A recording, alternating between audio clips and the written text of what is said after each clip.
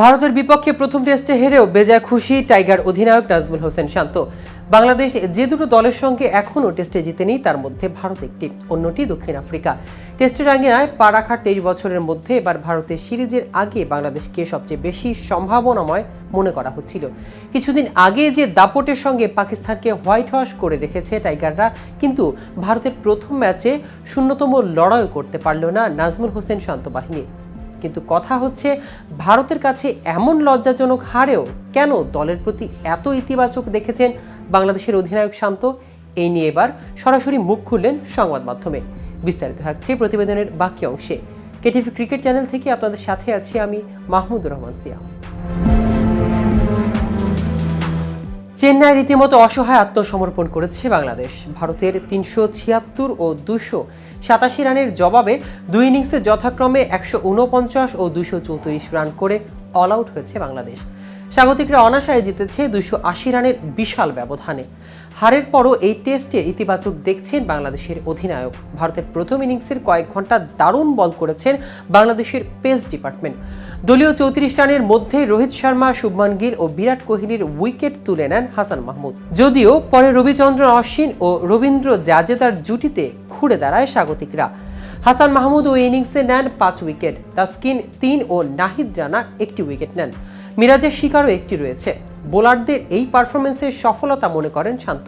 Match শেষে প্রেজেন্টেশনে তিনি বলেন, পজিটিভ দিকটা হচ্ছে প্রথম 2-3 ঘন্টায় হাসান, তাসকিন ও রানার বোলিংয়ে খুবই ভালো। এরপর ভারত ভালো ব্যাট করেছে, সীমার্থদের মধ্যে সবাই অবদান রেখেছে। নতুন বলে আমরা যেভাবে বল করেছি এটা দারুণ। শেষ কয়েকটি সিরিজে আমরা ভালো বল করেছি, এটা চালিয়ে যেতে হবে। প্রথম ইনিংসের 20 রানের আউট হয়েছিল শান্ত।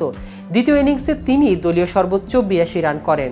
এভাবে লম্বা সময় ব্যাটিং করার ইচ্ছা তার। শান্ত বলেন, ব্যাটার হিসাবে আমি সবসময় অবদান রাখতে চাই। ব্যাট করা সবসময় উপভোগ করি। কি হবে না হবে তা না ভেবে যতক্ষণ পারি ব্যাট করে যেতে চাই। প্রক্রিয়াটা অনুসরণ করার চেষ্টা করি। খেলতে চাই নিজেদের শক্তির মধ্যে থেকে। বোলাররা ভালো করেছে, আশা করি ব্যাটাররাও দারুণ কিছু করবে। অন্যদিকে বাংলাদেশের ব্যাটিংয়ে ঘুরিয়ে দেওয়ার পথে দ্বিতীয় ইনিংসে 6 উইকেট শিকার করেছেন অভিজ্ঞ স্বাগতিক অলরাউন্ডার রবিচন্দ্রন অশ্বিন। এর মাধ্যমে বেশ কয়েকটি রেকর্ড তিনি নিজের নামে তুলেছেন। ম্যাচের তৃতীয় দিনেই 38 বছর বয়সী এই অফ স্পিনার নেন 3 উইকেট। আজ রোববার নিয়েছেন আরও 3 উইকেট। 5 উইকেট পূর্ণ করার মধ্য দিয়ে ভেঙে দিয়েছেন নাথান লায়নের একটি রেকর্ড। বিশ্ব টেস্ট চ্যাম্পিয়নশিপের ইতিহাসে এতদিন যৌথভাবে সর্বোচ্চ 5-এর রেকর্ড ছিল লায়ন ও অশ্বিনের। আজ এই ভারতীয় তারকা 11তম 5 নিয়ে সবাইকে ছাড়িয়ে গেলেন। ভারতের 515 রানের লক্ষ্যে তাড়া করে ম্যাচ জেতা এক প্রকার অসম্ভব ছিল বাংলাদেশের জন্য।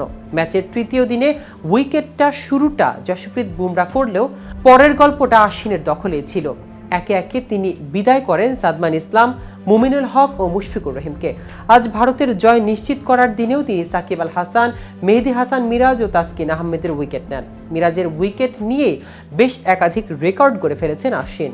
শেষ পর্যন্ত তার বোলিং ফিগার দাঁড়ায় 88/6। এর আগে প্রথম ইনিংসে অশ্বিন মূল ভূমিকা পালন করেন ব্যাটিংয়ে। উইকেট শূন্য থাকলেও ব্যাট হাতে খেলেন 113 রানের দুর্দান্ত এক ইনিংস। রবীন্দ্র জাদেজার সঙ্গে 199 রানের জুটি মূলত ভারতকে 144/6 থেকে ঘুরে দাঁড়ানোর শক্তি জাগিয়েছে। এরপর দ্বিতীয় ইনিংসে ব্যাটিংয়ে নামার প্রয়োজন হয়নি। টেস্টে 6টি সেঞ্চুরি হাঁকানো অশ্বিনের, তবে নিজের চেনা ছন্দে নিয়েছেন 6টি উইকেট। এই টেস্টে সেঞ্চুরি ও 5-এর দিক থেকেও তিনি রেকর্ড করেছেন। দ্বিতীয় সর্বোচ্চ 4 টেস্টে সেঞ্চুরি 5-এর কীর্তি গড়েন অশ্বিন। তো ভিউয়ার্স, ভিডিওটি সম্পর্কে আপনাদের কোনো মতামত থাকলে আমাদের কমেন্ট করে জানাতে পারেন। সাথে সাথে নিয়মিত ক্রিকেট আপডেট ও ইনফরমেটিভ ভিডিও পেতে কেটিভি ক্রিকেটের সাথেই থাকুন। ধন্যবাদ সবাইকে।